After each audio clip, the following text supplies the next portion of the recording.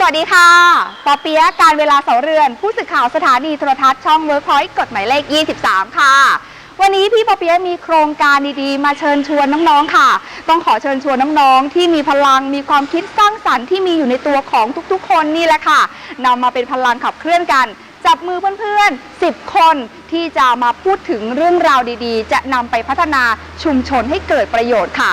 เชื่ออยู่แล้วนะคะว่าน้องๆยุคนี้เจน Y แบบนี้ต้องไม่ธรรมดาอยู่แล้วเพราะฉะนั้นระดมความคิดกันนะคะความคิดแต่ละความคิดเมื่อรวมกันแล้วมันมวลมหาศาลมากๆพวกเรารออยู่ถึงเวลาแล้วนะคะที่เราจะลุกขึ้นมาทำอะไรเพื่อกับสังคมและชุมชนที่น่าอยู่นั่นเองเชิญชวนน้องๆนะคะอายุ 15 ถึง 25 ปีเป็นพลังของคนรุ่นใหม่มาช่วยกันระดมความคิดรับรองค่ะว่าพวกเรารอคุณอยู่กับโครงการนี้ค่ะ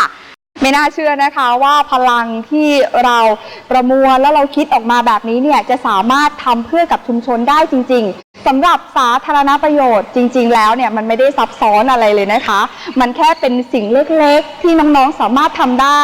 แล้วกลายเป็นเปลี่ยนแปลงชุมชนที่น้องๆอยู่ได้ด้วยตัวของน้องๆเองนั่นเองค่ะเพราะฉะนั้นน้องๆขามันไม่ได้ยากมาทำด้วยกันนะคะเมื่อเรามีพลังแล้วไปเชิญชวนเพื่อนๆนะคะถึงแม้ว่าจะเจออุปสรรคอะไร